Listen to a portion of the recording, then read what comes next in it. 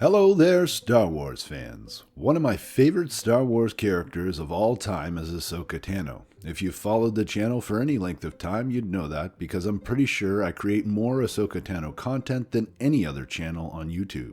So on February 4th, when Bob Iger was doing yet another earnings call for Disney, he suggested that there was going to be a spin-off or even spin-offs to The Mandalorian. And of course, the first thing I thought of is that Ahsoka must be involved with one of those series. But how exactly could the beloved character of Ahsoka Tano be part of a live-action spin-off? Well, near the end of Season 1 of the Mandalorian series, Din Djarin was tasked with finding the child's, aka Baby Yoda's, parents.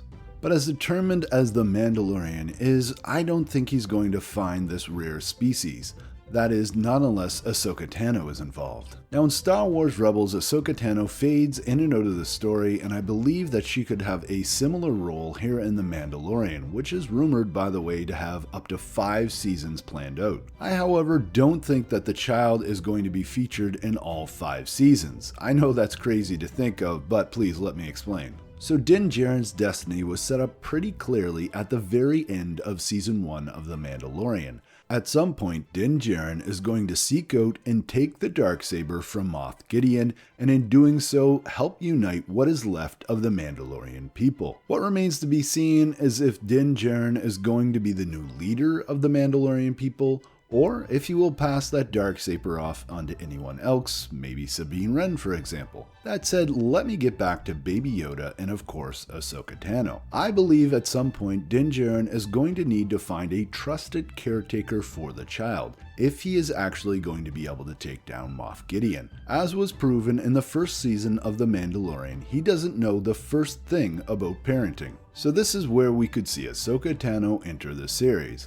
Now don't get me wrong, I don't think the Mando is just going to hand over the precious Baby Yoda right away. I believe Ahsoka will be willing to help find Baby Yoda's parents. She, after all, has a long history of helping the children of the Force. More on that later. But in this way, Ahsoka would start to become a trusted ally. And just like in Rebels, she could show up from time to time in the episode when Din Djarin finds himself in over his head. So far in over his head that not even the magic hand of Baby Yoda could help. Now, commenter Elric mentioned in our community tab that the first time Din Djarin comes into contact with Moff Gideon, he's going to be clueless on how to deal with that Darksaber. And this, of course, would be the perfect time to have Ahsoka come to the rescue. And in doing so, Ahsoka would ultimately earn the trust of the Mandalorian, so that as his fight to take down Moff Gideon becomes even more dangerous, Din Djarin is willing to pass off Baby Yoda to Ahsoka. And while Din is off defeating Gideon and restoring the Mandalorian civilization,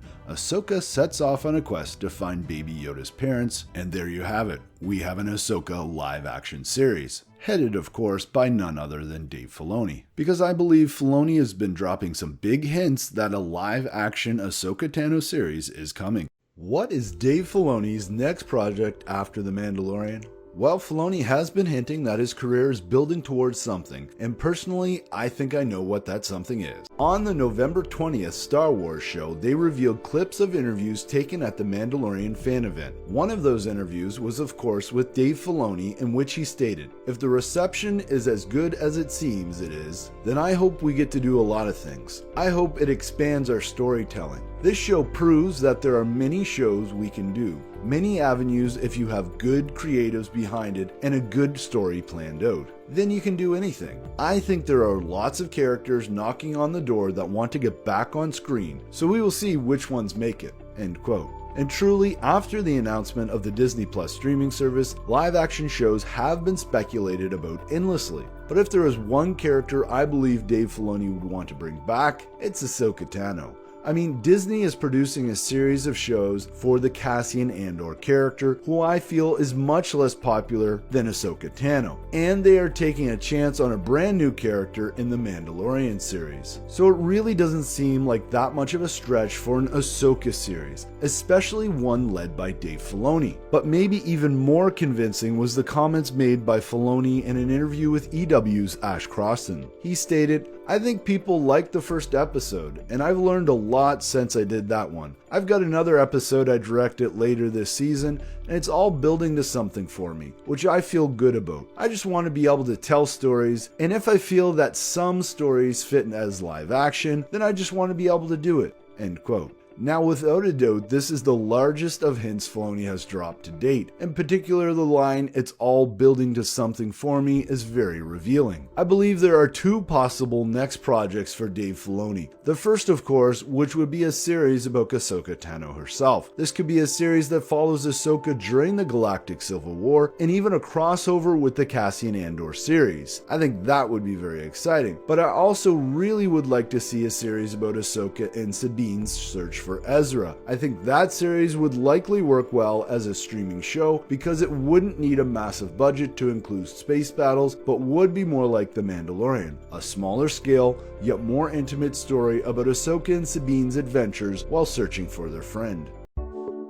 The Mandalorian is an amazing series and is quickly becoming one of my favorite shows. And one of the biggest questions I have about The Mandalorian is what happens to the youngling Baby Yoda. Well, after Dave Filoni made a statement on the Star Wars show recently, I was thinking it could involve Ahsoka Tano. Dave Filoni had stated that the success of The Mandalorian is exciting because there are, quote, "a lot of characters knocking on the door wanting to get back on screen," end quote. And we all know that Dave's favorite character is Ahsoka Tano, so it got me thinking that we might see a live-action Ahsoka in the Mandalorian series. In this way, Dave Filoni could introduce the character into live action and perhaps create an Ahsoka Tano series in the future. But Filoni isn't one to just throw characters into a series without good reason. So why would Ahsoka be in the Mandalorian? Well, I believe she would be the one to take and protect Baby Yoda at some point in the series.